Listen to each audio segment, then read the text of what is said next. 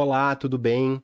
Esse vídeo aqui vai trazer para você a resolução comentada, a correção da Unicamp 2024, primeira fase. Se você nunca veio aqui no canal, meu nome é Gabriel Chaves, eu sou professor de Química, atuo, dando aulas aí, desde 2011, tenho licenciatura pela Unicamp e sempre adoro fazer essas correções, principalmente da Unicamp. Nesse vídeo aqui, além da correção, além da resposta, de só mostrar qual que é a resposta certa, eu também vou ajudar as pessoas a estudar, para os próximos vestibulares ou para o ano que vem, a partir das questões. Então fica um pouco mais demorado do que apenas a resolução. Eu faço resoluções com PowerPoint, então você vai poder ir acompanhando aí. E qualquer dúvida, qualquer coisa, é só você deixar um comentário que assim que possível eu respondo. Beleza? Certo, então tá aqui a capa da prova, Unicamp 2024. Eu vou resolver aqui, pessoal, a prova Q e Y, E importante, a prova da Unicamp, isso é bem interessante dela, ela não tem 5 alternativas, Se você já fez, você sabe disso. Ela tem 4 alternativas. Eles trabalham geralmente com 2 perguntas ali na questão. Então, por exemplo, esse ator aqui, ele tem sobrancelha e tem bigode? Aí você tem que olhar lá, essas 2 alternativas aqui, ele tá com sobrancelha. Essas 2 ele tá com bigode. Essas 2 ele tá sem bigode. Aí você tem que achar com base nessas 2, essa é a principal estratégia, você saber que dá pra você chutar se você souber uma coisa. Então, eu sei que esse ator tem sobrancelha, então eu vou ficar entre esse e esse. Eu sei que tem sobrancelha e bigode, então eu vou marcar esse daqui. Beleza? Então, parece bobo falar isso, mas ajuda demais você conseguir acertar pelo menos metade para poder chutar se você tiver dificuldade. Eu não vou fazer isso, eu vou explicar bonitinho, mas saiba que 50% de você souber já ajuda demais ali. Legal. 7 questões, Então os temas aqui. A primeira é que a gente vai fazer uma questão bem difícil, muito difícil, ali na prova Q e Y. Quem começou a fazer as questões de química começou por ela, então difícil. Depois vão vir questões fáceis, médias, médias ali. Mas a primeira vai ser com contas ali mais difícil. Dessas 7, só 2 com conta mesmo é para valer. A primeira e a antepenúltima, que é a questão 24, beleza? Temas das questões. A Unicamp traz muita leitura de tabela, leitura de gráfico, que aqui eu chamo de leitura científica, Você tem que ter essa leitura científica de gráfico de linha, gráfico de dispersão, gráfico de barra. Então isso vai aparecer em 4 das 6 questões, 4 das 7 questões, e os temas ali que a gente estuda normalmente, Fisicoquímica, inorgânica, vamos ver como é que eles foram distribuídos, Então vai ter 2 questões com fisicoquímica aqui, a 20 e a 22, 2 questões com química geral aqui, estequiometria, a 22 e a 24, 2 com química ambiental, que a Unicamp gosta bastante, a 23 e a 25. E o que a gente pode ver aqui, pensando nesses temas que a gente vê geralmente, os temas clássicos ali, Química orgânica, química geral. A gente vê que teve 2 questões das 7 de fisicoquímica, 2 de química geral e 2 com química ambiental aqui, Uma misturando química geral com fisicoquímica. E nas outras aparecendo isso de leitura científica. A gente vê que faltou perguntas diretas de inorgânica, perguntas diretas de orgânica, então ficou um pouco desbalanceada a prova. Ficou muito com essa leitura científica, que é a característica da Unicamp, que é muito boa, muito legal essa característica, e é para ver se você sabe interpretar, É uma leitura, assim como interpretação de texto, é uma interpretação de dados científicos, uma leitura científica. É uma coisa bem legal, mas eu acho que ficou um pouco desbalanceado aqui, faltando um pouquinho de inorgânica e orgânica aqui, misturado com essa leitura científica, Um pouco mais clássico, mas sem perder essa característica. Beleza. Vamos lá, vamos para as questões, então. Passando a página aqui, Na nossa mesa tem bolachinha, grão de café, no PowerPoint aqui, vamos lá, A tabela periódica que a Unicamp fornece é essa daqui, Então tá aqui, o que a gente tem? O elemento, o número da família, massa, então carbono, cadê o carbono? Tá lá, massa 12, a gente vai usar essa tabela e esse rascunho você teria que usar bem aí na parte de química também ao longo da prova. Então, beleza, passamos, pulamos aí 20 questões, né, que teve. A nossa primeira questão de química vai vir na questão 20 com um texto comum aqui. Então, texto comum, as questões 20 e 21. Então, Unicamp 2024, primeira fase. Texto comum, as questões 20 e 21. Texto 1. A OMS, Organização Mundial da Saúde, recomenda que a ingestão de açúcares livres esteja abaixo de 5% da ingestão total de energia diária para nosso organismo. Então vamos grifando aqui, já anotando os dados, para a gente depois não esquecer nada. Então, o máximo aqui é 5% de ingestão de açúcares livres. Eu entendi bem. Beleza. Como alternativa aos açúcares livres, tem se intensificado o uso de adoçantes não nutritivos, como por exemplo sacarina, sucralose, estévia e aspartame. Beleza. A própria OMS atualmente recomenda que adoçantes não sejam utilizados para controlar a massa corporal, pois não oferecem benefício na redução de gordura corporal. Então, vou usar só adoçante e eu vou perder peso. A OMS já explicou que você não tem ganho com questão de redução de gordura corporal usando adoçantes, tá? Então, uma recomendação aqui com base em estudos científicos, não é achismo. Beleza. Uma bebida muito consumida no cotidiano, o refrigerante, apresenta esses dois aspectos para os quais a OMS chama atenção. Os comuns têm 11 gramas de açúcar por 100 mililitros de refrigerante e os diet contêm adoçantes não nutritivos. Então, grifar aqui essa concentração, né, de açúcar por mililitro. Então, ele está falando que o adoçante tem essa questão do açúcar, que ele falou aqui em cima de 5%, e quando não tem açúcar, tem o adoçante que não causa ganho de peso. Beleza. Questão 20. O gráfico a seguir apresenta o consumo médio de refrigerante por habitante no período de 2010 a 2021. Então, período de 2010 a 2021. O tempo foi passando e aqui está em litros por habitante ano. Em 2010, a gente tomava 90 litros por habitante ano. Gente, isso aqui é absurdo. 90 litros por ano. Meu Deus. E em 2021 tá em 60 litros. Reduziu um pouco, reduziu bem, né, na verdade, mas ainda é muito. 60 litros de refrigerante por ano. Vamos morrer, né? Beleza, então aqui, importante esse dado. Litros por habitante por ano. Então tá aqui pelo tempo. Beleza. Dados. A ingestão total de energia diária para adulto é 8.400 quilojoules de recomendação do OMS. Então, beleza. Por dia, a gente tem que ingerir 8.400 quilojoules de energia. E ele falou alguma coisa aqui que 5% de ingestão total, no máximo, pode ser de açúcares.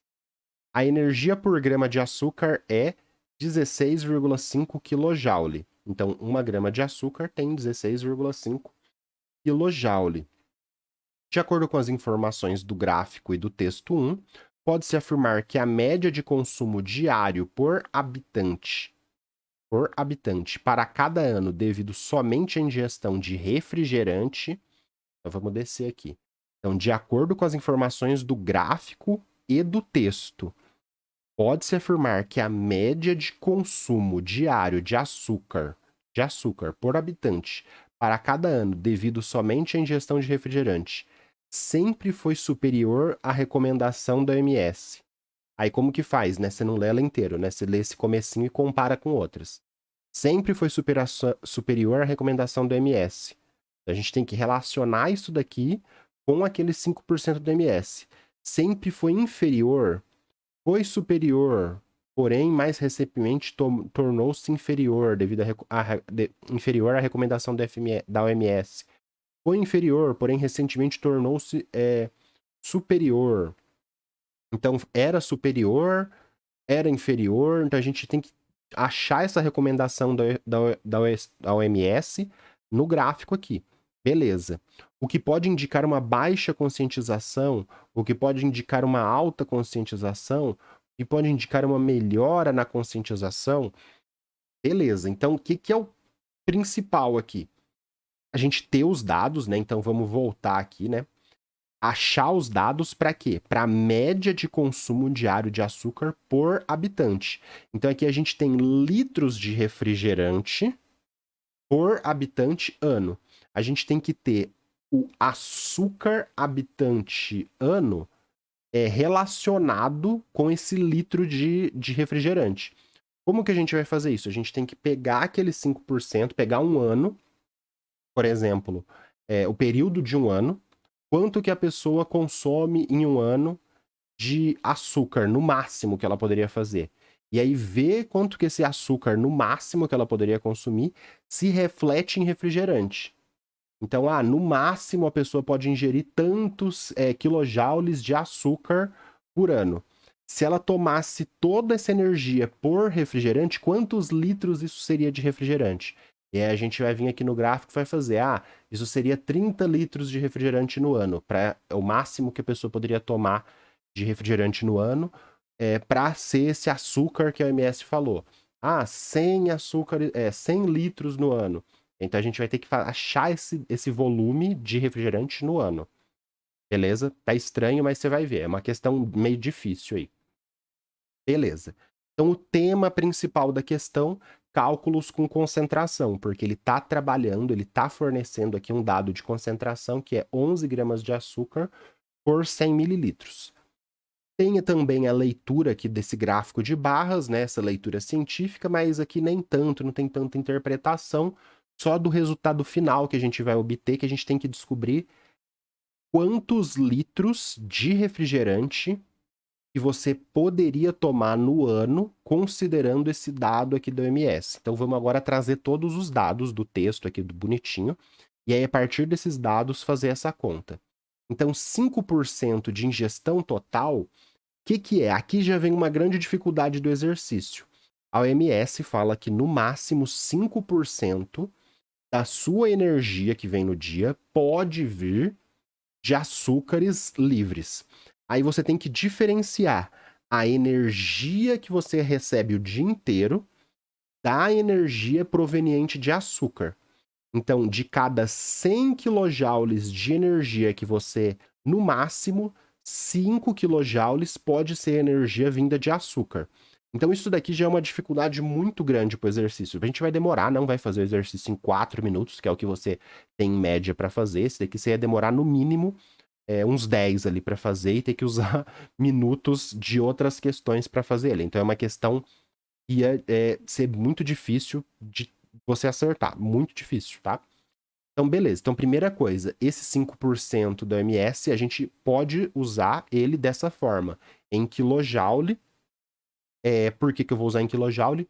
Porque os outros dados estão em quilojoule, mas eu podia usar em joule, eu podia usar em qualquer unidade que em cima e embaixo esteja igual, que é essa fração de 5%. Beleza. Outra unidade que foi fornecida, 11 gramas de açúcar em 100 mililitros de refrigerante. Beleza. Próximo dado. Em um dia, a ingestão total de energia que a gente tem que fazer, segundo a OMS, é 8.400 quilojoules. Então veja como que é importante você diferenciar a energia. Em um dia, eu posso ingerir no máximo... Oh, meu Deus. Não é isso. Em um dia, eu tenho ali, né, que a energia diária que eu tenho que... ingestão total de energia diária que uma pessoa tem que ter é de 8.400 quilojoules. Só que dessa energia total que o ser humano ali precisa no dia, só 5% pode vir de açúcares livres, que é esse açúcar, por exemplo, que está ali no refrigerante. E outro dado que foi fornecido é esse daqui, que 1 grama de açúcar que está aqui, tem 16,5 kJ. Essa energia aqui é quilojoule do quê? Quilojoule de energia do açúcar. Então, esse quilojoule eu vou chamar de energia de açúcar, e esse quilojoule é de energia que você precisa por dia. E a porcentagem do MS eu coloco os dois. Com esses dados aqui, eu vou chegar num volume de litros de refrigerante que você poderia tomar no ano para dar esse 5% de energia vindo de açúcares livres. Vamos fazer essa conta? Aí você teria que usar o rascunho que estava lá no começo da prova, porque a continha é grande. Vai tomar uma água aqui. Quando eu terminei esse exercício, só fiz aquele áudio do Rodrigo Faro, né? Que isso, meu filho? Calma. E realmente foi uma conta sacana aqui. Então vamos lá. 1 ano de consumo desses 5% de energia de açúcares livres e chegar em refrigerante. Então a gente vai começar com o período de tempo de 1 ano. Me acompanhe aqui. Eu vou fazer conversões de unidade até chegar em litros de refrigerante. Por que eu quero saber em litros de refrigerante em 1 ano? Porque o meu gráfico tá em ano. Se fosse barrinhas a cada 6 meses, eu ia fazer a conta de 6 meses. Então eu vou fazer a conta para o período de 1 ano. Por quê? Porque o meu gráfico de barras está considerando ano a ano. Se a barra fosse de 6 meses, de 1 mês, de 22 dias, eu iria fazer a conta de quanto de refrigerante que você pode consumir para esse período de tempo. Para eu poder vir aqui e falar, por exemplo, vamos supor, deu 50 litros. Se deu 50 litros, a gente sempre consumiu refrigerante acima da recomendação da OMS. Ah, se deu 100 litros, a gente sempre consumiu refrigerante abaixo da recomendação da OMS. Beleza? Então vamos lá. 1 ano tem 365 dias. Nossa, até aqui tá tranquilo, né? Corta a unidade de ano, chegamos em dias. Aí o que a gente tem com dia aqui dos nossos dados que a gente anotou? Em um dia você pode ingerir 8.400 quilojoules. Vou colocar isso daqui. Em um dia, a energia total que a gente tem que ingerir é 8.400 quilojoules de energia diária. Agora, o que eu vou usar aqui? Ah, eu já vou usar essa aqui, ó, para chegar na quantidade de açúcar. 16,5 kJ tem 1 grama de açúcar. Não, eu não posso usar 16,5 quilojoules de energia do açúcar tem 1 grama, porque das 8.400 quilojoules que eu vou ingerir, consumir no dia, somente 5% vem do açúcar. Então eu não posso sair desse quilojoule e ir para a grama de açúcar usando esse dado aqui já. Se você fizer isso, já era. Você vai ter que vir e usar o teor da OMS. Então, de cada 100 quilojoules dessa energia do dia, 5 quilojoules vão ser de energia que vem do açúcar. Então, você tem que usar esse máximo de 5% que a gente consome do dia vindo dos açúcares para você descobrir, porque senão você ia passar o dia inteiro toda a energia que você está consumindo vindo de refrigerante. Não é isso, é no máximo 5% da nossa energia do dia vir de refrigerante. Beleza. Agora, com a energia do refrigerante, a gente utiliza aqui 16,5 quilojoules de energia do açúcar equivale a 1 grama. Opa, beleza. Então, se eu fizesse essa conta até aqui, eu ia descobrir quantas gramas de açúcar eu posso consumir em 1 ano para eu ter esse máximo da OMS. Eu quero fazer essa conta? Poderia. Deve ter gente que resolveu assim e achou a quantidade em gramas de açúcar que você poderia consumir livre no ano, e aí faz a conta desse litro para chegar em açúcar. Não quero. Eu não vou fazer duas contas, não quero. Eu vou transformar essa grama de açúcar em refrigerante. Como?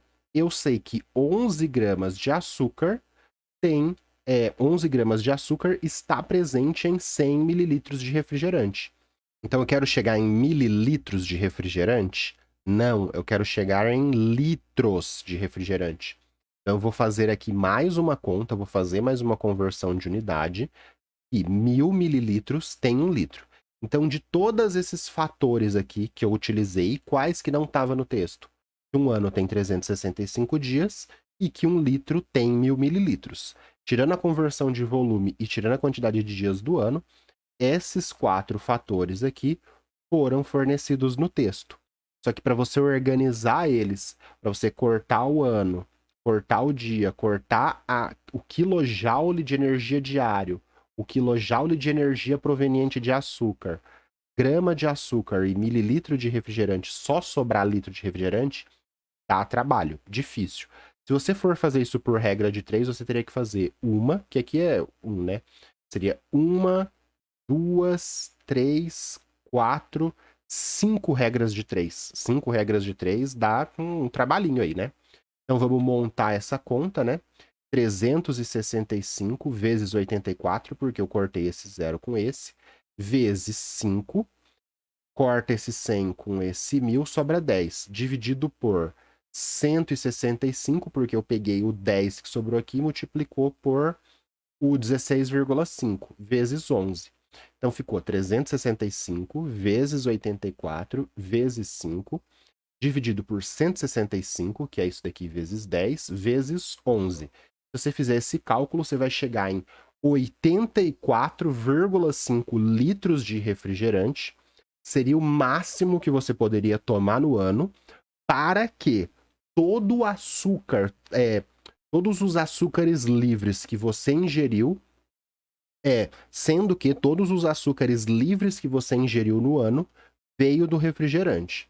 E aí você vem aqui com esse 84,5, procura, né? 70, 80, 90. Ah, 84,5, 85, faz uma linha aqui no meio. Opa, agora a gente pode falar. Então, olha só, antes a gente estava acima dessa quantidade da OMS e agora está abaixo dessa quantidade máxima de açúcar que a OMS recomenda de açúcar livre para fazer parte da dieta, né, de 5%. Beleza, então vamos para as respostas aqui. Então, de acordo com as informações do gráfico e do texto, pode-se afirmar que a média de consumo diário de açúcar por habitante para cada ano, devido somente à ingestão de refrigerante, foi sempre superior à recomendação do OMS?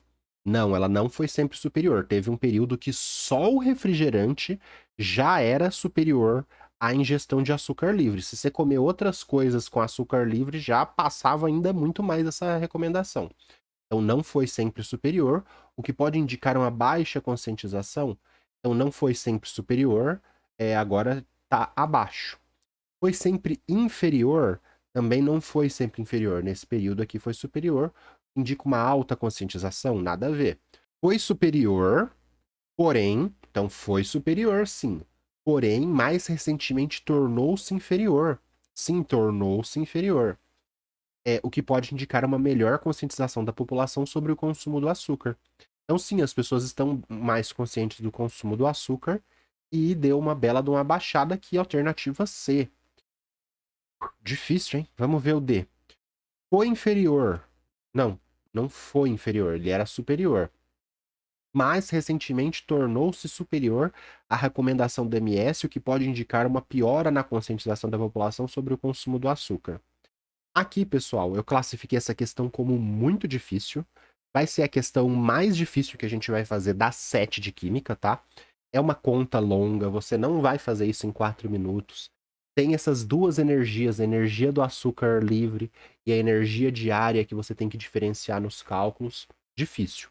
Como que você poderia fazer isso no chute? Você vem aqui e olha, foi sempre superior. Você poderia pensar, né? A recomendação do OMS, né? Quantidade de litros. Ou vai estar aqui, ou vai estar no meio, que é o caso que a gente chegou, ou vai estar lá em cima.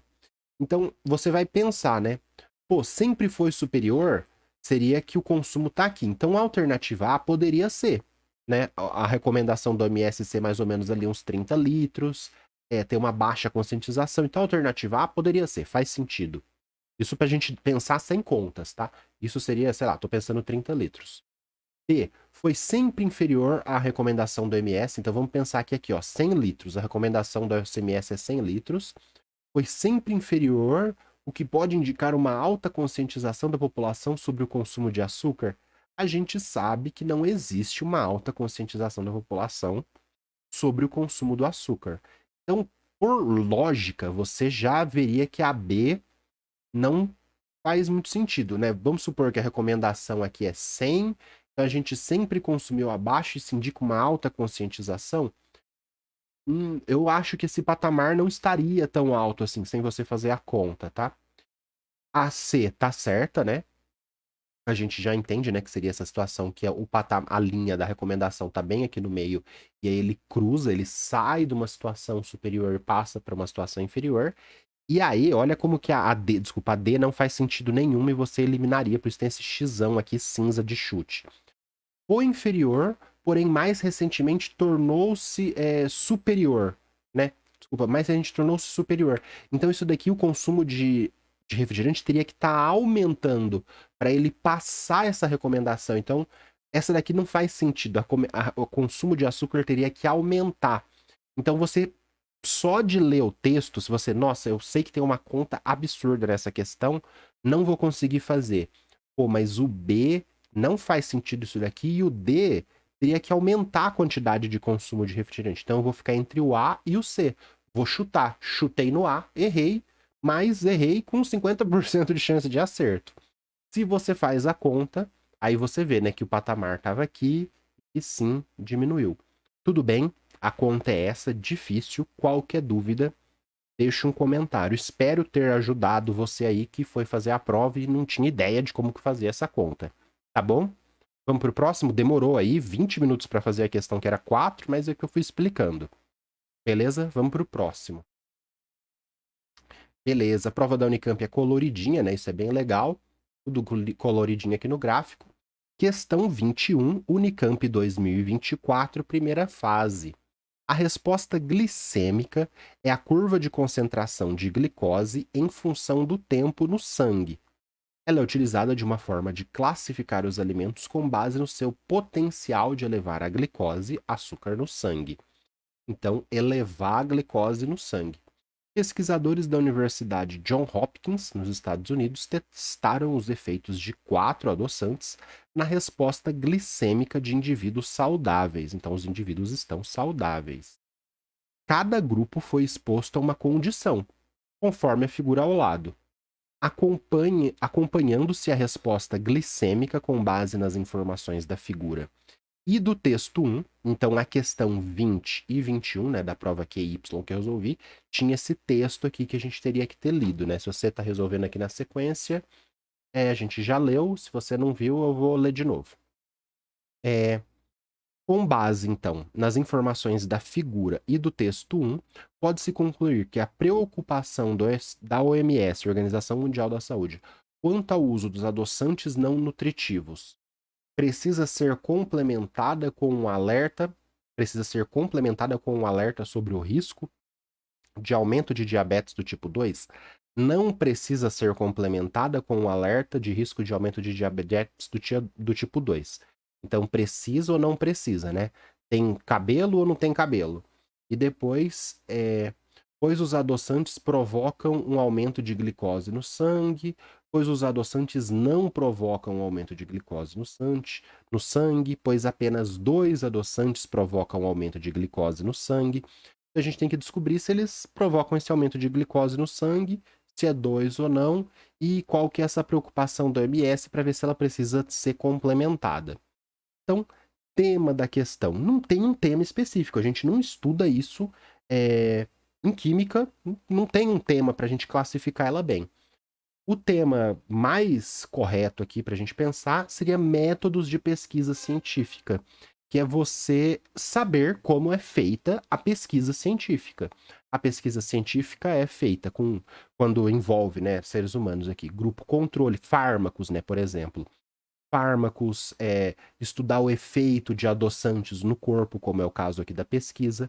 Ela envolve um grupo controle, um grupo que só recebe o veículo e grupos que recebem os adoçantes, e aí você compara esses casos, compara essas situações.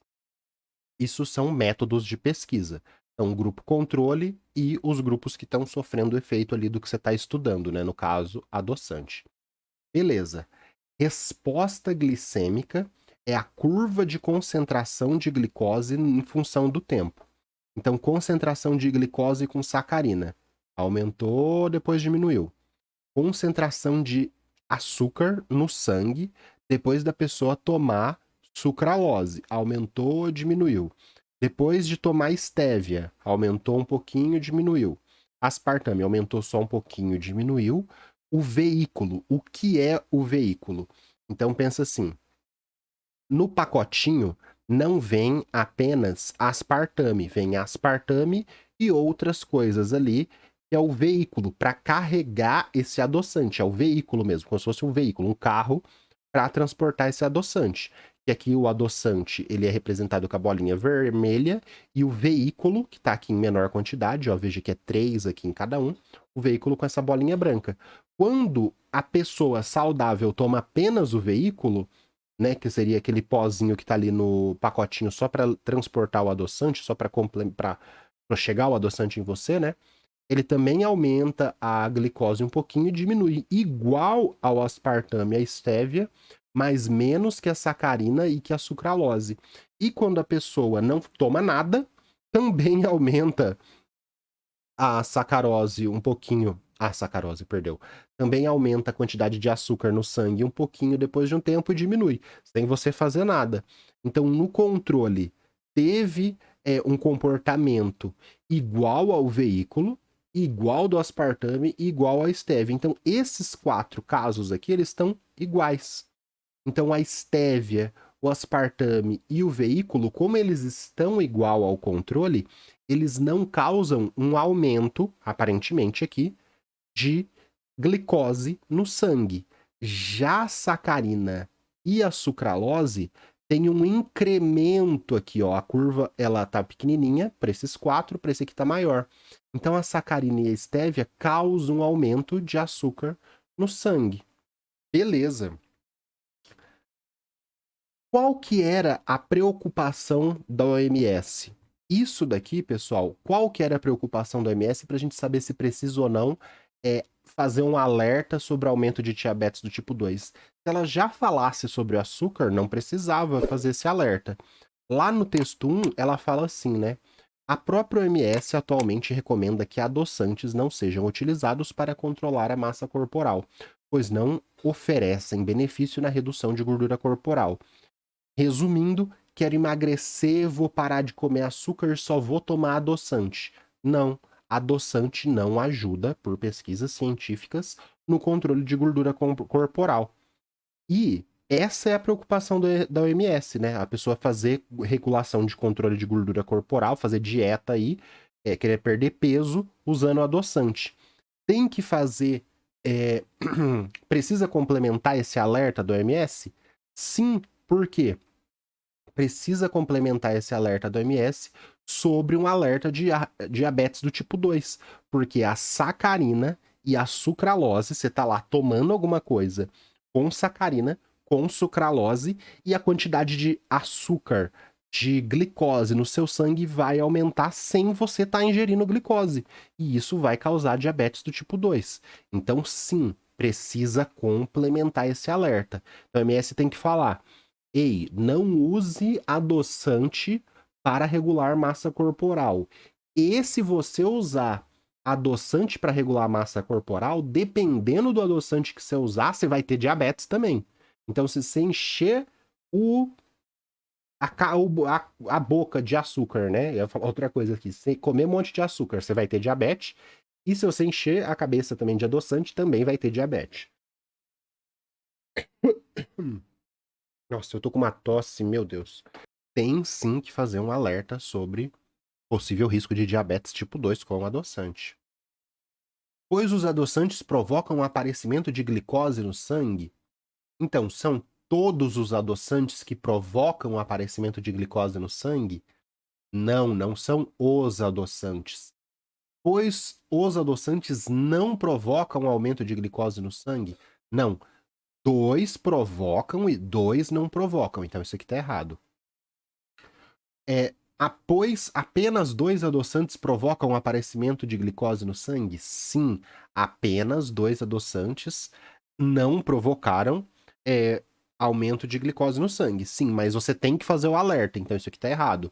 E a D está certa, sim, pois você tem que fazer esse alerta, pois 2 adoçantes provocaram aumento de glicose no sangue. Então, o alerta teria que ser feito por causa da sacarina e da sucralose. Atenção aí na sua casa. Uma coisa que, para enriquecer o exercício, se você vai prestar Unicamp 2025, tá vendo esse vídeo em junho, outros gráficos aqui que às vezes você não sabe muito bem de que questão que é. Dá uma olhada nessa questão de farmocinética de metabolização, que você também tem que interpretar gráfico. É uma recomendação aí, pra você dar uma olhadinha, beleza? Então, é uma questão aí que você não consegue classificar direito, é uma questão sobre resposta glicêmica de adoçantes, né? O tema aqui, métodos de pesquisa. Grupo controle, um grupo que só recebe o veículo e grupos que recebem cada um o adoçante. A gente consegue ver que sacarina e sucralose faz mal, né? Pode causar diabetes do tipo 2 aí. Então você tá lá, né? Nossa, não vou tomar esse refrigerante com açúcar, vou comprar um refrigerante com adoçante. E aí você compra um refrigerante com adoçante, achando que não vai ter diabetes, e tem diabetes, porque ele causa essa resposta glicêmica. Então, isso deveria passar na TV, né? Esses resultados de pesquisa, esses achados de pesquisa, para as pessoas melhorarem seus hábitos de consumo. Esse da massa corporal, né, que estava na informação do texto 1, eu vi bastante, né? Então, já parei de tomar, vou parar de tomar adoçante para querer regular peso, para regular massa corporal. E agora eu vou ficar mais esperto ainda porque eles podem me dar diabetes do tipo 2. Então, olha a importância da química aí envolvido, né, com a ciência aí da nutrição, com esse estudo, né, que foi feito aí, muito legal. Questão da Unicamp, muito 10. Difícil, né? A questão 1 foi muito difícil, essa segunda questão nem tanto, foi uma questão mais fácil, mas olha como que ela traz informação pra gente. Vamos continuar? Beleza. Próxima questão, questão 22. Mais uma questão aí sobre refrigerantes da Unicamp, né? Terceira seguida, né? Então, Unicamp 2024, primeira fase. Um refrigerante comum é uma formulação de vários ingredientes. Açúcar, 11 gramas por 100 ml. Água, 88 gramas por 100 ml. Né? Então, aqui vai dar 100 gramas. Componentes majoritários, além de acidulantes, antioxidantes, conservantes, adoçantes e CO2. Componentes em pequenas quantidades, né? Esses são os minoritários. O acidulante tem como finalidade regular a doçura do açúcar, realçar o paladar e reduzir o pH do refrigerante, que deve estar entre 2,7 e 3,5. Assim, para usar uma pequena massa de acidulante que proporcione a redução do pH para o valor desejado, a massa molar do acidulante deve ser pequena, grande, e seu pH deve estar abaixo da faixa de pH do refrigerante e seu pKa deve estar acima da faixa de pH do refrigerante, abaixo ou acima. Então, duas perguntas, né? A Unicamp sempre faz duas perguntas e faz 4 alternativas combinando essas duas perguntas. Temas aí pra gente. Deixa eu arrumar aqui a caneta, né? Então, temas aqui pra gente. Primeiro, mol e massa molar. Como que essa massa molar, sendo alta, grande ou pequena, vai influenciar nesse uso de uma pequena massa. E depois, relações aí, Ka, pKa, pH, força de ácido, a gente vai ter que trabalhar, a gente estuda isso em fisicoquímica e equilíbrios ali. Quando a gente vê o equilíbrio de um ácido, a gente aprende sobre o Ka, pKa, como que ele influencia no pH de uma solução. Então, beleza, vamos lá. Ele disse que a faixa, né, de pH do refrigerante tem que ser de 2,7 a 3,5. pH, né, é uma medida ali na escala em menos log da concentração do ácido de uma solução. pHs baixos são pHs de meio ácido, pH 7 é o pH de um meio neutro, né, com concentração de 10 a menos 7. pHs elevados, né, 14, 13 são pHs de meio básico. Então o pH do refrigerante tem que estar num pH baixo. O refrigerante é ácido, tem que estar entre 2,7 e 3,5. Tem que ter essa concentração, tem que ter uma certa concentração de H+, para ter essa faixa de pH. Assim, para usar uma pequena massa de acidulante que provoque a redução do pH, o acidulante ele reduz o pH porque ele é um ácido, ácidos reduzem o pH, pHs menores são pHs ácidos. para eu usar uma pequena massa para causar esse efeito, a massa molar tem que ser pequena ou grande? A gente tem que lembrar do que é a massa molar. Então, quantidade de matéria é a massa dividido pela massa molar. Pela fórmula, né, para a gente lembrar aqui, ó, uma fórmula bem tranquila, né? Quantidade em mols de uma substância é a massa dividido pela massa molar. Então, por exemplo, 1 mol de água é 1 mol de água é 18 gramas dividido por 18 gramas por mol. Ou, se você pega a massa molar, passa para lá, pega o N, passa para cá, o que seria a massa molar? É a massa de 1 mol daquela substância. Massa de 1 mol daquela substância. Se ela tiver uma massa molar alta, então vamos pensar a água. Tem 18 gramas por mol. Se eu tiver 18 gramas, eu vou ter 1 mol, porque a massa molar dela é 18. Agora, se eu tiver uma substância, por exemplo, gás hidrogênio, que a massa molar é menor, é 2 gramas por mol, se a massa molar é menor em 18 gramas, eu vou ter 9 vezes mais moléculas. Então, o que acontece? Água, 18 gramas, tem 1 mol. Hidrogênio, que a massa molar é 2 gramas por mol, em 18 gramas eu vou ter 9 mols. Então, o que eu tenho aqui? E quanto menor a massa molar para uma mesma massa constante, mais moléculas eu tenho. E a massa molar é a massa de 1 mol, certo? A massa de 1 mol. Se a massa de 1 mol é grande, quando eu tiver uma massa constante para eu comparar, se eu tiver uma massa molar grande, eu vou ter poucas moléculas, beleza? Pela fórmula, isso fica bem claro aqui. Eu usei esse exemplo da água e do gás hidrogênio. Um com massa molar 18, outro com massa molar 2. O com massa molar 2, na mesma massa, o com massa molar menor vai ter mais moléculas, vai ter um número, uma quantidade de matéria maior. Tá, como que eu relaciono isso com o que ele está me falando? Assim, para uma pequena massa de acidulante provocar a redução de pH, se uma pequena massa de acidulante vai causar essa redução de pH, naquela pequena massa tem que ter muitas moléculas. Quando que uma pequena massa tem muitas moléculas? Quando a massa molar é baixa. Se a massa molar é baixa, eu vou ter muitas moléculas. Então, a massa molar do acidulante, você pode pensar dessa forma aqui também, a massa molar do acidulante tem que ser pequena. Por quê? Uma pequena massinha que você jogar ali do acidulante tem muitas moléculas, porque a massa molar é baixa, e mesmo com uma massa pequena, vai ter muitas moléculas. Se a massa molar fosse grande, você joga uma pequena massa, só que tem poucas moléculas ali. Poucas moléculas não vai conseguir fazer um efeito acidulante desejado para fazer essa redução de pH. Tudo bem? Então, para uma pequena massa ser efetiva, precisa de muitas moléculas. Como que vai ter muitas moléculas? Com um composto com baixa massa molar. Beleza, baixa massa molar. Então a gente já fica entre o A e o B para você chutar. Ah, vou chutar no A, vou chutar no B. Então já ajuda muito você fazer essa parte de mol e massa molar. Beleza? Segunda parte, e seu pKa deve estar abaixo da faixa de pH do refrigerante. Então vamos lá, vamos lembrar o que é o pKa aqui. Então, eu tenho um ácido monoprótico forte. Um ácido monoprótico forte é, por exemplo, um HA. Se esse ácido monoprótico é forte, ele vai liberar muito H+ no meio. Então, o que é pH? pH, vamos revisar tudo aqui para a gente facilitar a nossa vida. pH é menos log da concentração de H+. Se o ácido é forte, liberou muito H+ ali no meio, se ele liberou muito H+ no meio, ele vai causar um abaixamento, uma redução de pH. Beleza?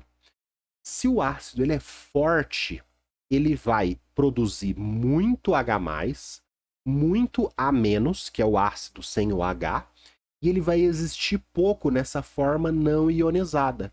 E aí a constante ácida desse ácido forte, por exemplo, que é produto, né, o produto de H+ por A- dividido pela concentração não ionizada, vai ser um valor alto. Por quê? Porque ele tem muito H+, muito A- e pouco HA. que é o ácido não ionizado. Então, um ácido forte libera muito H+, causa um abaixamento de pH e tem um Ka alto. Beleza.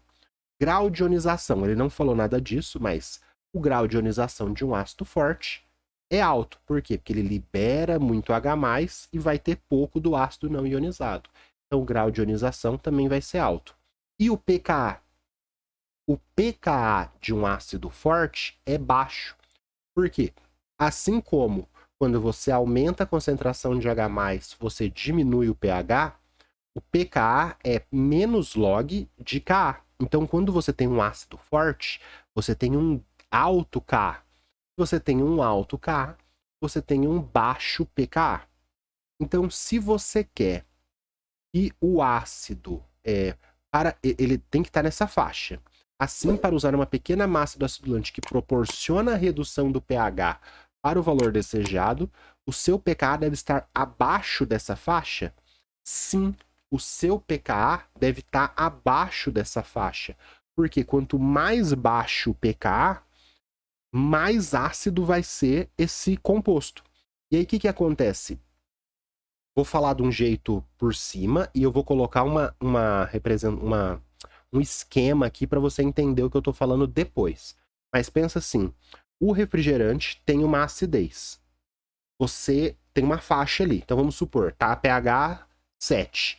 Quando você colocar um acidulante que vai deixar ali o pH 1, por exemplo, ele vai fazer um meio termo e vai ficar nessa faixa de 2,7 a 3,5.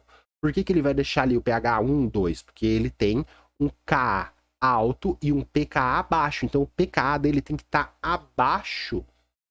O pKa dele deve estar abaixo dessa faixa de pH do refrigerante. Beleza. Vou colocar aqui a alternativa é a A, né? Por quê? pKas baixos significa que o ácido é forte. Mas como assim o pKa tem que estar abaixo do pH? Então, tem solução tampão que, só para você entender, quando a quantidade... Só para você entender. Lá na solução tampão, quando a quantidade do ácido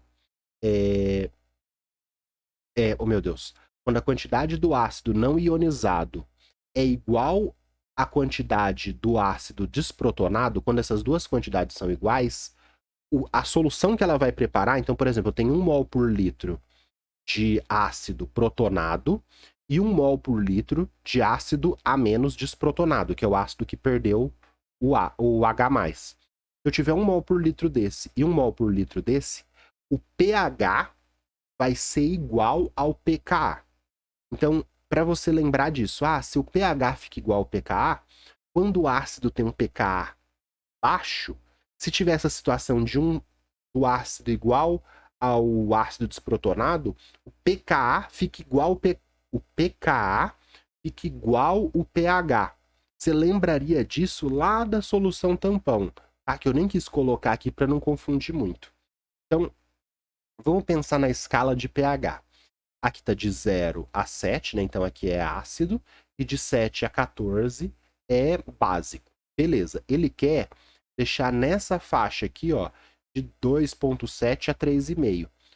O refrigerante, ele tem ácido carbônico, que é o CO2 borbulhado ali na água. Ele tá mais ou menos ali, o ácido carbônico, você vai ter essa reação aqui, né? Água com gás carbônico vai formar um equilíbrio, libera H+ e bicarbonato. Então, quando você borbulhar CO2 na água, que é o ácido carbônico em água, vai deixar aquela água ácida. E aí vai ficar mais ou menos um pH de 6,3, de 6 ali. Por quê? Porque o pKa desse ácido é 6,4. E aí, se ficar 1 de bicarbonato para 1 de ácido carbônico, se o pKa é 6,4, o pH da solução que ele vai criar também vai ser 6,4. Beleza? E aí, se o pKa é 6,4 e ele cria uma solução com pH 6,4, eu estou simplificando o 6,37 aqui, tá? e eu quero uma coisa com pH ali perto de 3, eu não vou adicionar alguém com pH 3. Por quê? Porque ele vai ficar uma média entre o 3 e o 6,4, que é o que já está do ácido carbônico. Então eu não posso adicionar algum ácido com pKa acima dessa faixa de pH, porque se eu adicionar um ácido, por exemplo, vamos pensar um pKa 4 aqui. Então, ó, 1, 2, 3, 4. Se eu adicionar um ácido com pKa 4, ele iria preparar ali uma solução, né, se fosse nesse 1 mol de ácido para 1 mol de ácido não ionizado, de pH 4. E aí ia ficar um intermediário entre 4 e 6,4 e nunca queria chegar nessa faixa de acidez, que é o que o enunciado está falando, de 2,7 a 3,5. Então, qual ácido que eles utilizam no refrigerante? O ácido fosfórico, H3PO4. Qual que é o pKa do primeiro H+, que sai do ácido fosfórico? 2,15, que é abaixo dessa faixa aqui. Porque se você preparar uma solução de 1 mol por litro de ácido fosfórico assim, ó, não é ionizado, e 1 mol por litro dele liberando um H+, aí vai ficar H2PO4-, ele vai formar uma solução de pH 2,15 também. Então, se o pKa é 2,15, uma solução 1 mol de 1 por litro dele não ionizado e dele ionizado vai fazer uma solução de pH 2,15. E aí eu coloco alguém, olha isso, que assim, se você sabe que o pKa tem que ser baixo porque é um ácido, você vai, marca o A e acabou. Mas olha como que tem coisa para dificultar por trás desse exercício. O ácido carbônico ali do meio, ele cria um pH de 6,4. Se eu quero chegar num pH ali de 2,7, 3,5, eu adiciono alguém que iria criar um pH de 2,15, que seria o ácido fosfórico. Então, isso aqui são tudo coisas mais difíceis que você não teria obrigação de saber, mas para entender que essa média do ácido fosfórico, que é o acidulante adicionado, com o ácido carbônico que está ali no meio, essa média, aí você põe bastante acidulante para puxar a média para a faixa de acidez que eles querem por causa dessa questão de paladar. Então, sim, o pKa deve estar abaixo dessa faixa de pH do refrigerante. A faixa de pH do refrigerante é essa aqui vermelha, a do acidulante tem que estar abaixo para a média do que já estava, quando o acidulante ficar na faixa que você quer. Difícil, mas se não soubesse, ficaria fácil, né? Eu não classifiquei ela como difícil porque, meu, pKa baixo é de ácido forte. Eu vou usar um ácido forte para abaixar o pH do meio. Ah, mas se você for saber os detalhes aqui, ficaria bem difícil. Tá bom? Vamos pro próximo. Questão 23 agora. Unicamp 2024, primeira fase, questão 23. O mau gerenciamento da produção de baterias automotivas, chumbo ácido, e sua reciclagem após o uso pode ocasionar contaminação do meio ambiente e de pessoas. Para minimizar esses problemas, a indústria pode levar em conta a hierarquia de resíduos, uma ordem de preferência nas ações de combate à contaminação. A figura a seguir, incompleta, mostra duas ações possíveis dessa hierarquia. Então, está mostrando reuso e recuperação. Possíveis dessa hierarquia. Para minimizar os problemas, as ações a serem adotadas em ordem de preferência e considerando a direcionalidade da figura seriam, então aqui é a preferencial e aqui é a menos preferencial. Então aqui é a ação que você tem que tomar com o resíduo ali, com resíduo, né, de bateria, é isso, né? Hierarquia de resíduos. Então, com o resíduo de bateria, a ação que você teria que tomar, e aqui é a última ação que você teria que tomar. Então, beleza. Tema da questão: química ambiental, questão do lixo, 5 R's, né? Repensar, recusar, reduzir, reutilizar e reciclar. Falta o sexto R, né? Que é a revolução, que aí acaba com o lixo de vez, né? Que aí a gente vai ter uma produção pensada, né? Não só no lucro, e aí sim, né? Então seria os 6 R's, na verdade, mas tirando isso. Então, a questão do lixo, pessoal, ela é muito trabalhada na prova da Unicamp. A gente tem que conhecer esses 5 R's, né? Então, antes de você for fazer uma ação, repensar se aquela ação era necessária. Recusar, né? Pô, será que não é demais isso? Será que eu não tô comprando demais? Então, tentar recusar, não vou comprar. Putz, tenho que comprar isso, não tem outra condição. Então, em vez de comprar 10, eu vou comprar 7. Então, eu repensei a minha ação, eu recusei de fazer a ação, tive que fazer esse consumo, tive que consumir as baterias ácido chumbo. Putz, mas eu vou tentar reduzir o máximo possível. Depois que eu reduzir o máximo possível as minhas baterias ácido chumbo, fazer o quê? Reutilizar elas o máximo possível. Para quê? Para elas não ir parar na natureza. Reutilizar o máximo possível. Putz, acabou, deu fim naquela bateria. Vou descartar aquela bateria? Não, vou reciclar. Então é repensar, recusar, reduzir, reutilizar, reciclar e revolucionar, né? Que a gente teria que acabar com o capitalismo para resolver o problema de vez. Seria o sexto R especial aí. Então, beleza. Qual seria a primeira ação para a gente tomar aqui para minimizar problemas com essa bateria? Descarte adequado ou prevenção do descarte? Então, o que é mais recomendado? Essa questão ela é mais tranquila. O que é mais recomendado? A gente já fazer o descarte adequado dessa bateria ácida ou prevenir o descarte? Prevenir o descarte. Então, aqui a gente já fica, né? Que a primeira ação seria a prevenção. Então, prevenir, né? A contaminação, né? Prevenir ali essa geração de resíduos. Então, fazer uma bateria que gere menos resíduos, né? Prevenir a formação de resíduos, em vez de você já pensar em descartar o resíduo em si. Depois vem o reuso. Então, gerou o resíduo, o que você faz? Pega esse resíduo e insere de novo na cadeia produtiva, reutiliza ele e esse resíduo não ser descartado ali, né? E depois, o que a gente vai fazer aqui? A gente ficou entre a B e a D. A gente já vai pegar esse resíduo e descartar ou vai reciclar? Então, o que é melhor? Você descartar, fazer o descarte adequado, enterrar esse chumbo, esse cádmio, esse níquel que está ali na bateria de chumbo ácido, descartar esse chumbo de forma adequada ou reciclar esse chumbo? Reciclar. Então, primeiro, prevenir a contaminação de chumbo, depois, reusar essas baterias, reciclar esse chumbo e tentar fazer mais baterias com aquele resíduo que sobrou. Depois, recuperar, né? Possíveis contaminações e, por fim, quando não tiver mais jeito, já sobrou ali uma escória que não tem mais como reciclar, não tem mais como recuperar, aí sim, por último, cavar um buraco, fazer a contenção correta e jogar o descarte ali para ficar como um problema ambiental, mas controlado e fazer esse descarte adequado desse chumbo, dessa bateria, que eu não entendi muito bem aqui como que ele faria isso.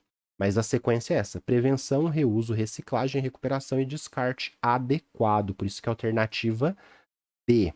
Beleza? Outra questão, se você quiser ver como que a Unicamp aborda essa questão do lixo em questões escritas, que são bem difíceis para a Unicamp, dá uma olhada na questão 21 aí no meu canal, da resolução da Unicamp 2022, segunda fase.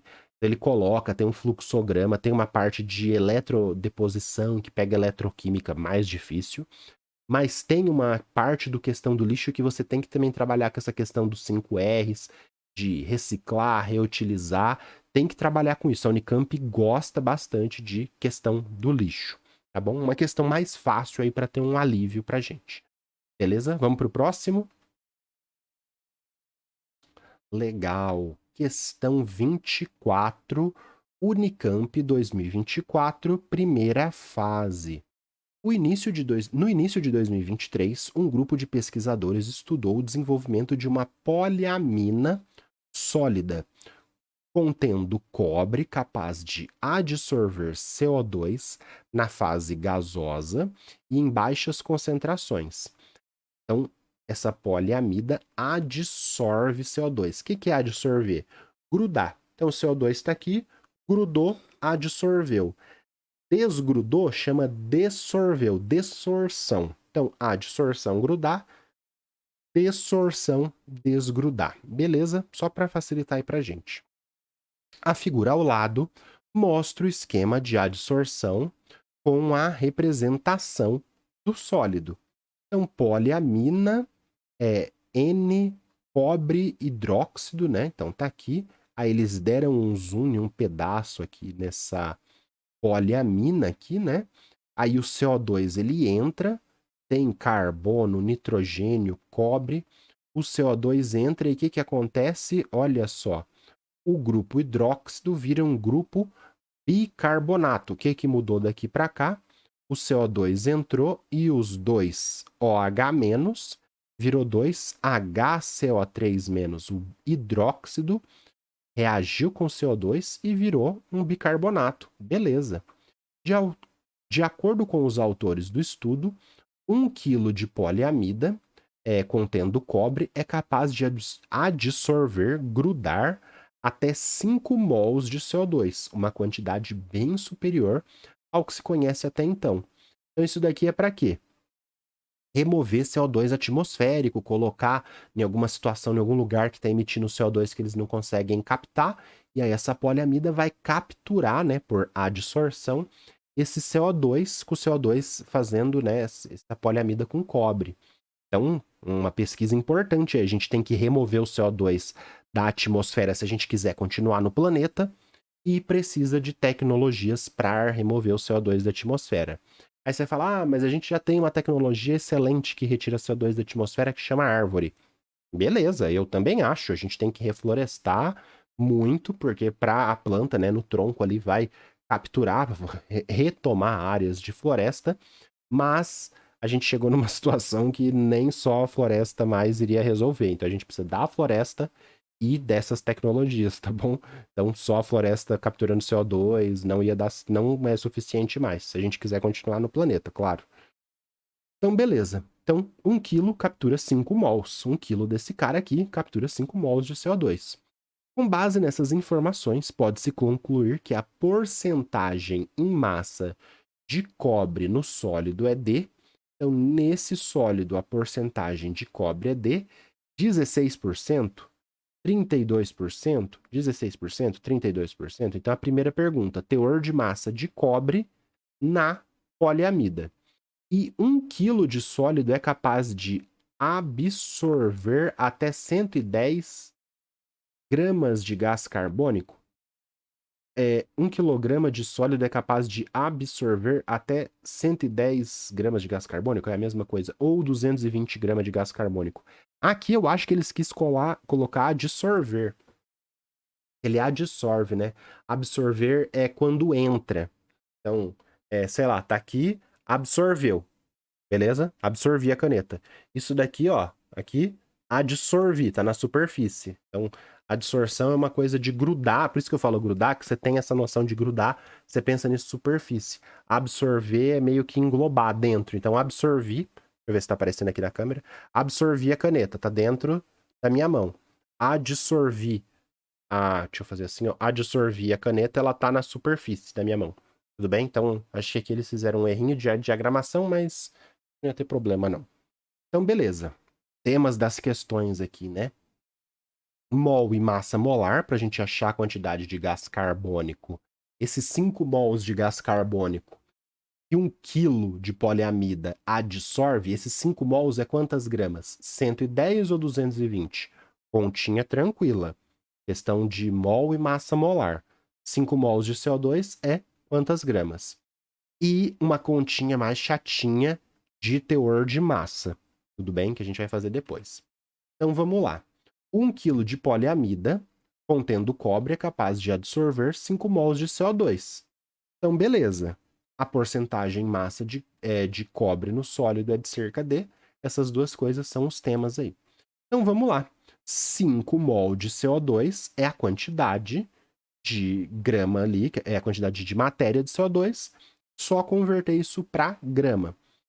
A gente olha na tabela periódica, lá no começo da prova, massa de carbono, 12 gramas por mol. Massa de oxigênio, 16 gramas por mol.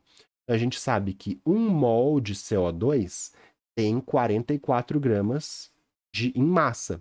Como que a gente fez isso? 12, que é a massa do carbono, mais 16, que é a massa do oxigênio, mais 16, que é a massa do outro oxigênio, que dá 44 gramas por mol. Aí você coloca assim, né? Eu resolvo por análise dimensional, corto o mol, 5 vezes 44, 220. A gente já fica entre o C e o D. Olha que bom, já ter 50% de chance de chute. Maravilha. Tiramos a tabela periódica. Então, 1 kg de poliamida absorve 220 gramas de gás carbônico. Gente, é bastante grama de gás carbônico. É muito gás carbônico. É 22% do peso da poliamida, né? Em massa. É muita coisa. Isso aqui pode ser promissor, hein? Vamos torcer aí para começar a ter aplicações disso. E aí, depois essa poliamida com CO2, você pode tirar o CO2 e tentar fazer outra coisa, usar isso para, sei lá, fazer placa de alguma coisa, sei lá, vai ter algum uso essa poliamida depois que ela absorveu o gás carbônico, né? Ela não vai absorver e depois liberar para a atmosfera, dessorver para a atmosfera de novo. Beleza. Agora a gente quer fazer teor de massa. Teor de massa a gente vê em química geral e estequiometria. A gente quer a massa de cobre em cima pela massa de amostra embaixo. Então a gente quer chegar nisso aqui. Massa de cobre em cima por massa de amostra embaixo. O que eu tenho de relação de massa de cobre com massa de amostra? Nada. Mas eu tenho massa de amostra, né, que é essa poliamida, com quantidade de mols de CO2. Eu vou usar essa relação como meu ponto de partida. Então, eu tenho 5 mols de CO2 para 1 kg de poliamida. Isso aqui é aquela capacidade de adsorção. O que eu vou fazer? Eu vou tentar converter esse mol de CO2 em várias etapas para eu chegar na massa de cobre. E aí, no meu final aqui, eu vou ter quilos de cobre. Por que quilos de cobre? Porque a minha massa da amostra está em quilo de poliamida. E eu vou tentar chegar numa coisa aqui em quilo de cobre por quilo de poliamida. O que é quilo de cobre por quilo de poliamida? É o meu teor de massa de cobre em poliamida. É a minha porcentagem massa de cobre no sólido. Então vamos lá. Eu tenho 5 mol de CO2 em 1 kg de poliamida. Tem alguma relação mol de CO2, mol de cobre? Então, qual que é a proporção? A gente está aqui com mol de CO2, a gente quer usar mol de CO2 embaixo e mol de cobre em cima. Qual que é a proporção de mol de CO2, de dióxido de carbono, para mol de cobre? Ah, tá aqui, né? Ó, 1 mol de CO2 para 1 mol de cobre. Aí eu venho aqui e coloco 2. Por quê? Porque não é 1. Olha só, a gente tem que a hidroxila virou bicarbonato. Como eu tinha 2 hidroxilas virando 2 bicarbonato, olha só, o OH-, cada OH-, ele reagiu com um CO2. Então aqui, na verdade, teve entrada não de um CO2, teve entrada de 2 CO2 para cada estrutura com cobre. Então a proporção é 1 mol de cobre, 1 mol de cobre, para 2 mols de CO2. Os 2 mols de CO2 vão reagir aqui com o OH- e formar 2 bicarbonato. Então a proporção é 1 para 2. Beleza? Se a gente fizesse essa conta, a gente ia ter a quantidade de mols de cobre em cima e quilo de poliamida embaixo. A gente já fez o mais difícil, que é chegar na quantidade de cobre em cima da forma correta. Agora é só a gente usar a massa molar para sair de cobre e ir para grama, que a massa molar do cobre, aí você olha lá na tabela, é 63,5. Vou parar em grama? Não, porque a massa de poliamida está em quilo. Vou fazer uma conversão de massa. 1.000 gramas de cobre é 1 quilo. Corto a grama de cobre. O que sobrou? 5 vezes 63,5, 317,5 quilogramas de cobre, que foi a unidade que não cortou.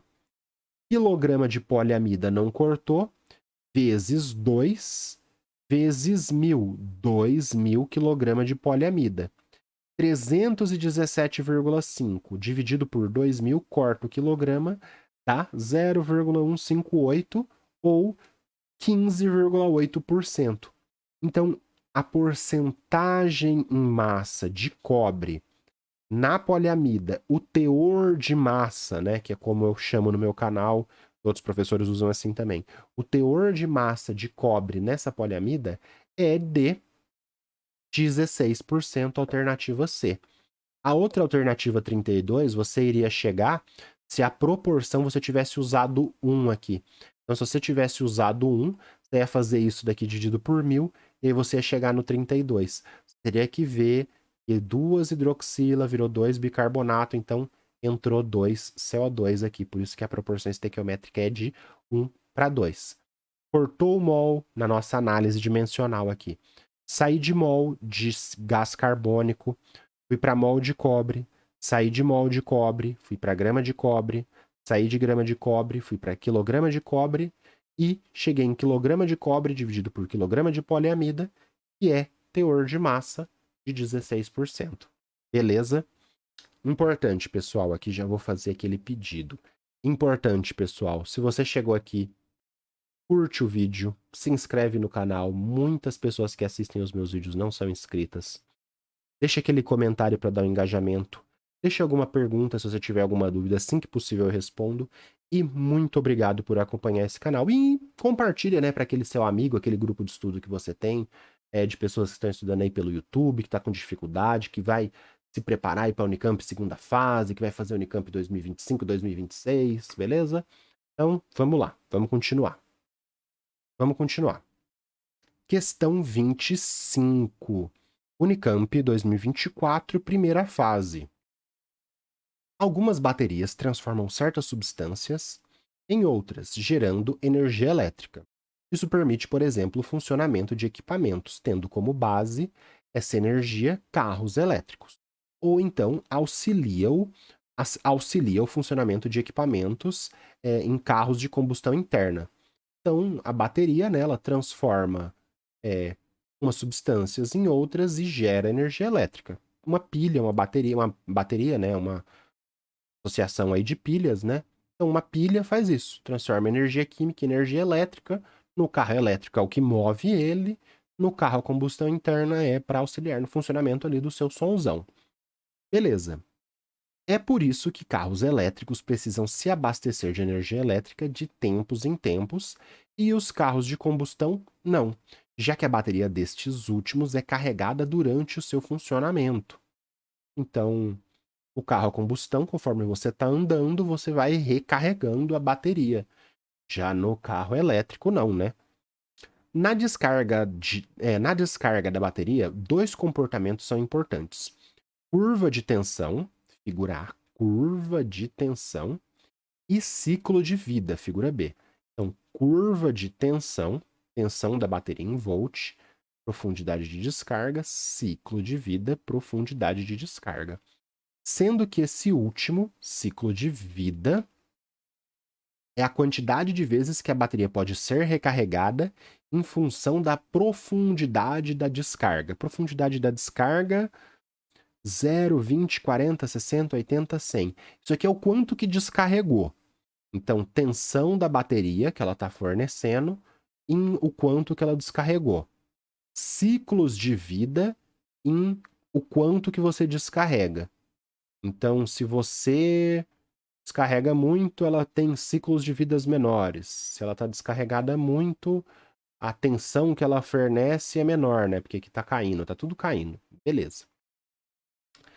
Função da profundidade de descarga. Então, é em função da profundidade de descarga que é o quanto que descarregou aí da bateria. Beleza. Temas das questões aqui. Eu não consegui classificar assim num tema muito da química. Eu acho que ele está mais nesse de leitura científica, métodos ali de você entender, escolher uma bateria, escolher alguma coisa a partir de dados científicos, né? Mas ele vai pegar aí o melhor jeito para a gente classificar na questão do transporte. Então, discutir carro elétrico, carro a combustão, carro híbrido e carro a hidrogênio. Então, qual é o melhor carro? Elétrico, a combustão, híbrido ou a hidrogênio? Então, beleza. Esse é o tema aqui que vai passar a questão. Levando em conta essas informações, seria apropriado escolher para equipar um carro elétrico uma bateria com as características Y, da curva Y e da curva 2. Então, o carro elétrico vai usar da curva Y e da curva 2. E para um carro a combustão, qualquer combinação serviria. O carro elétrico pode usar a curva X e a curva 1. E o carro a combustão, qualquer um. O carro a combustão usa qual? Então, as perguntas, né? Melhores curvas de tensão aqui por profundidade de descarga para o carro elétrico e para o carro a combustão, né? Com gasolina, com etanol. E qual que é a melhor curva com ciclo de vida para o carro elétrico e para o carro a combustão. Então a gente tem que pensar nisso. Duas perguntas. Melhores curvas para um carro e para o outro. A gente tem que entender o que esse gráfico está falando, o que essa figura A está falando e o que essa figura B está falando. O que a figura A está falando? Então a figura A está falando aí para a gente que a tensão cai conforme a bateria descarrega. Então olha só. Se você está trabalhando com a bateria 20% descarregada, 40% descarregada, na curva X, a tensão não está variando tanto. Já na curva Y, em 20, 40, 60%, a tensão já começa a cair muito. Se chegar em 100% ali, vamos pegar 80% de descarga, saiu de 13, foi para 11 volts. E na curva X, até ali os 90% de descarga, só com 10% de carga sobrando, a tensão ficou bem constante. Então o que a gente observa aqui? Que a curva X é melhor para todo mundo, porque não é legal a bateria fornecer uma tensão menor conforme o tempo for caindo. Então a curva X é melhor tanto para o elétrico quanto para o carro a gasolina. Só que tem a questão de aonde que o carro a gasolina trabalha, em que faixa de descarga, porque ele está sempre se recarregando, e o carro elétrico pode trabalhar em faixas de descarga maior. Uma dúvida. Quando você está dirigindo o carro e acaba a gasolina, você ficou na pista, você teve pane seca. Você está dirigindo um carro elétrico e acabou a bateria, você teve pane elétrica? Eu fiquei meio na dúvida disso. Porque pane elétrica é quando dá pau no circuito elétrico do carro. Você está dirigindo um carro elétrico, vai acontecer isso, né? Vai ser igual, tá dirigindo um carro elétrico e vai ter pane seca porque acabou a bateria. Então tá. Então beleza, aqui a tensão cai conforme a bateria descarrega. E aqui descarregou total, 100%. O que a curva B está falando? Ciclos de vida conforme a profundidade de descarga. Está falando que os ciclos de vida diminuem conforme um uso com maior descarga. Então, se você usa a bateria e descarrega 20% sempre e depois você carrega, você consegue fazer tantos ciclos de vida na curva 2, tantos ciclos de vida na curva 1. Se você usa a bateria até descarregar 80% e aí você carrega. Então, toda vez você descarrega 80% e carrega de novo. Você sempre usa ela até o talo e depois carrega. Quanto mais descarregar, pelo menos foi isso que eu entendi, quanto mais descarregar a bateria, menos ciclos de vida ela consegue fazer. É aquela bateria arriada. Nossa, a bateria do meu celular não tá segurando nada. A bateria do meu celular, eu carrego ela, deu 100%, eu tiro, já morreu. Isso é porque ele já foi, acho que é isso, né? Ele já perdeu os ciclos de vida dele. Ela consegue fazer essas cargas e descargas. Se você usa até o talo, pelo menos esse tipo de bateria aqui que eles analisaram, né? Se você usa até o talo e depois carrega, você diminui o número de ciclos de vida. Ela arria mais rápido. Beleza. Agora a gente sabe que a tensão cai e que os ciclos de vida caem. Vamos comparar, a gente entender o carro elétrico e o carro a combustão. Em que condições trabalham o carro a combustão e o carro elétrico? Aqui ele te fala que o carro a combustão, a bateria não é descarregada. Porque se andou com o carro vai alimentar essa bateria. Então o carro a combustão, ele trabalha aqui, eu vou pensar aqui na minha cabeça, com descarga ali no máximo de 40%. Já o carro elétrico, o carro é movido a bateria. Então você vai andar ali até 80, 90% de bateria consumida, né? Os irresponsável, né? Que vai ter pane seca, que vai ser pane elétrica, que é quando o carro fica sem bateria, que sei lá como é que vai chamar isso. Quando chega a 100%, então ele vai usar a bateria até 100%. Então vamos colocar isso aqui no gráfico. Geralmente questões da Unicamp dá para fazer isso. Carro a combustão, ele vai trabalhar a bateria, ó, nessa faixa aqui. Então vai descarregar de 0 até 40% no máximo ali. Já o carro elétrico, ele vai trabalhar de 0 até 95%. Ele precisa trabalhar bem em toda essa faixa de descarga aqui, tudo bem? Beleza? Ele tem que trabalhar bem em toda a faixa de descarga. Já o carro elétrico, ele tem que trabalhar bem mesmo nessa faixa de descarga aqui. Beleza, então vamos para as alternativas aqui.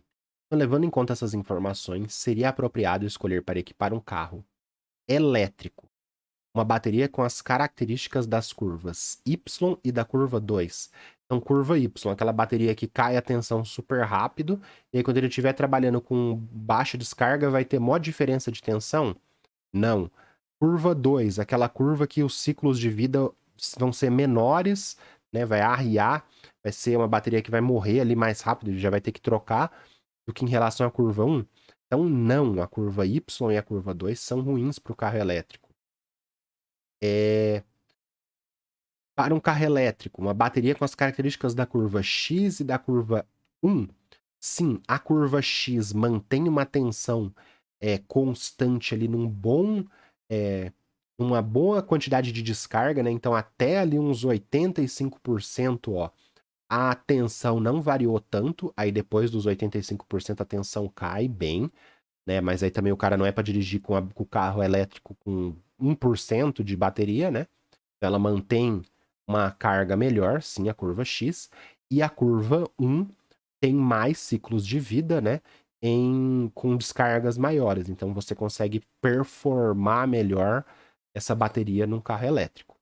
Beleza, então seria apropriado escolher para equipar um carro de combustão interna uma bateria com as características da curva X e da curva 1?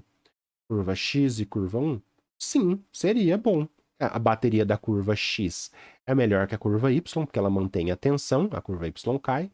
E a curva 1 é melhor que a curva 2, porque essa bateria da curva 1 ela vai conseguir trabalhar mais ciclos. Então, sim. De combustão interna, uma bateria com as características da curva Y e com a curva 2? Poderia ser também da curva Y e da curva 2, porque apesar de cair a tensão e trabalhar menos ciclos, ele trabalha nessa faixa aqui, então ele não vai descarregar tanto, ele não vai passar ali de 20, 30% de descarga. Então, como está sempre recarregando, tanto faz, na verdade, para o motor de combustão interna, que é o que ele está falando aqui no item A. Então, para o carro elétrico Y e curva Y e curva 2, não. Mas para o carro de combustão interna, qualquer combinação serviria? Sim. Pois para o carro de combustão interna, qualquer combustão serviria? Sim. Alternativa B. Para o carro elétrico, qualquer combinação serviria? Não. Para o carro elétrico, qualquer combinação serviria? Não.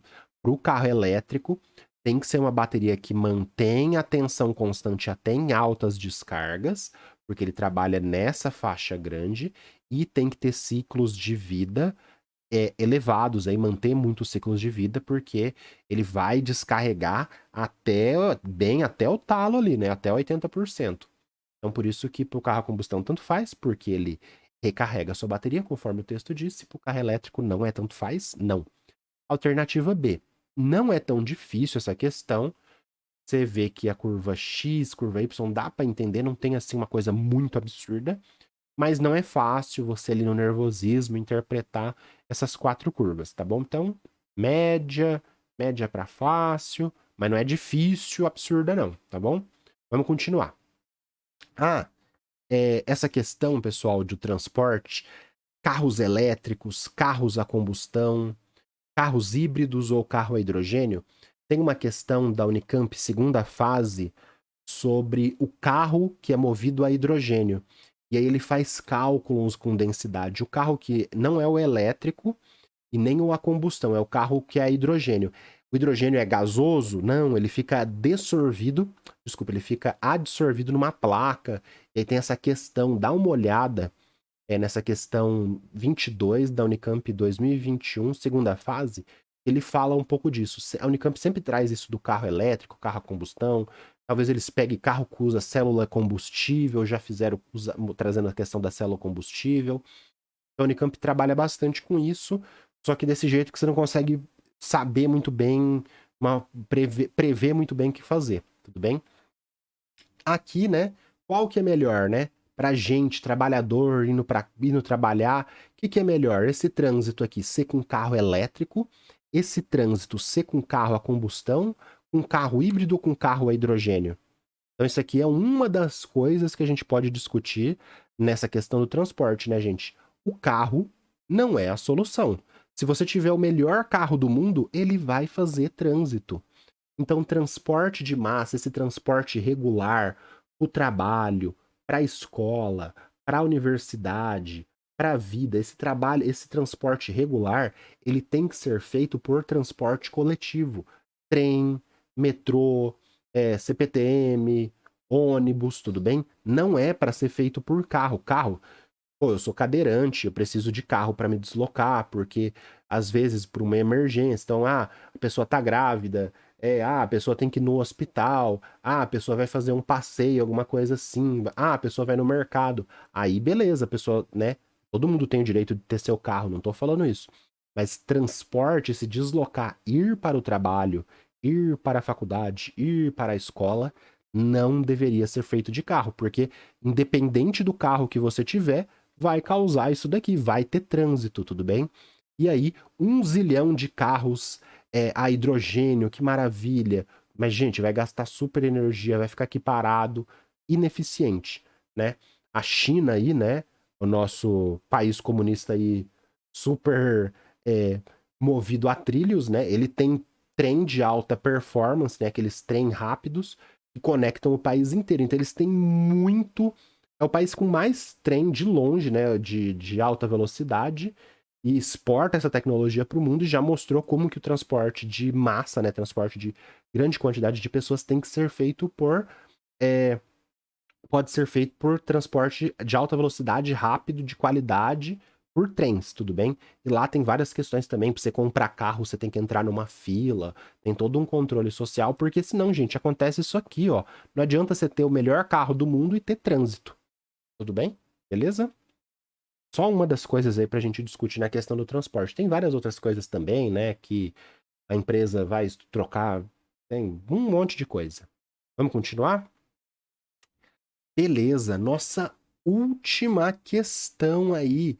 Questão 26, última questão da prova. Unicamp 2024, primeira fase. Então vamos lá. Um grupo de pesquisadores estudou a atividade antibacteriana em ação sobre duas bactérias a saber, Escherichia coli e Staphylococcus aureus. Então, estudou a ação antibacteriana nessas duas bactérias da curcumina livre e da curcumina combinada com octa-arginina. Beleza. Os pesquisadores observaram que a curcumina livre apresenta atividade antibacteriana frente a uma das bactérias e, na forma combinada, a curcumina foi mais eficiente em comparação com a forma livre no combate aos dois micro-organismos. Então, a curcumina livre apresentou atividade frente a uma bactéria, a curcumina combinada apresentou atividade frente às duas e foi mais eficiente. Tendo em vista essas informações, os gráficos que melhor representam os resultados do estudo seguintes são: então, 1, E. coli, 2, S. aureolus. Bolinha cheia, curcumina livre. Bolinha com vazado no meio é a curcumina combinada. Temas das questões, métodos de pesquisa, né? Então, se ele teve esse resultado aqui, né? A curcumina livre tem ação em uma bactéria, A curcumina combinada tem ação em 2 bactérias e foi mais eficiente. Quais os gráficos a gente espera? Então, às vezes, a questão coloca o gráfico e pergunta o que aconteceu. Aqui ele está falando o que aconteceu e ele está perguntando qual que é o gráfico. O Unicamp faz muito isso. Então, a primeira parte aqui. A curcumina livre apresenta atividade bacteriana frente a uma das bactérias. Qual? Não sei. Segunda parte. Na forma combinada, a curcumina combinada foi mais eficiente em comparação com a forma livre. Em comparação com a forma livre no combate aos micro-organismos. Então vamos ver primeiro essa curcumina livre, que é a bolinha, ela tem que atuar ou na coli ou na aureolus. Então vamos lá. Aqui, sobrevivência e tempo. Com a curcumina livre, sobreviveu em 100% do tempo. Com a curcumina combinada, não sobreviveram, então matou. Então o que está acontecendo aqui? Quando a sobrevivência cai, significa que aquele composto ali que eles estão estudando causou atividade antibacteriana. Então aqui, nesse gráfico, a curcumina livre não causou atividade antibacteriana e a curcumina combinada causou atividade antibacteriana. Então aqui, curcumina livre causou, curcumina livre não fez nada e a combinada matou as bactérias do tipo E. coli. Beleza. No segundo, aqui, a curcumina livre matou uma parte da E. coli, então teve uma sobrevivência aqui reduzida, 20%, 10%, e a combinada também. Então, olha só, a E. coli não matou nenhum, mas matou no outro. Aqui, só colocando para você, né, o que é essa curcumina? A curcumina ela é tirada do açafrão da terra, tem essa molécula aqui. É uma coisa que sempre cai nas questões de química, tá? Açafrão é um composto muito interessante aí pra gente, né? Então, beleza.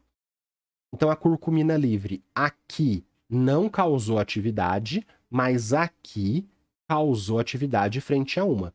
Então, beleza. Aqui tá certo. Esse gráfico tá certo porque não causou nenhuma, mas causou atividade antibacteriana na outra. No segundo gráfico, mesma coisa. Não, a bolinha preta é da curcumina livre. Não causou atividade antibacteriana nenhum e causou na outra. Beleza. Agora aqui, causou na primeira e causou na segunda. Opa, tá errado. Por quê? Porque a curcumina livre, ele falou que causa atividade frente a uma.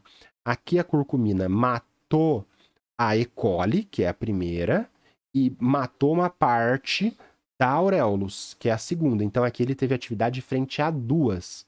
E aqui ele teve atividade frente a E. coli e frente a aureolo, também teve atividade frente a duas. Então aqui tá certo essa parte de ter atividade frente a uma. Aqui tá errado porque ele teve atividade frente a duas. Beleza, vamos continuar aqui. Aí ele fala que a curcumina combinada ela é mais eficiente em comparação com a forma livre. Ela é mais eficiente em comparação com a forma livre. Aqui, a curcumina combinada foi mais eficiente que a forma livre? Sim, ela matou melhor, causou uma menor sobrevivência do que a forma livre. Aqui ela matou, causou uma sobrevivência menor combinada do que a forma livre? Sim, ela foi mais eficiente, ó. A sobrevivência está sempre em níveis menores do que a forma livre, que é com bolinha. Tá certo, tem atividade pelo menos uma da curcumina livre e a curcumina combinada está sempre mais eficiente. Alternativa A. Beleza, então vamos ver nos outros aqui. A curcumina combinada foi mais eficiente que a curcumina livre? Sim, foi mais eficiente. A curcumina combinada foi mais eficiente? Não.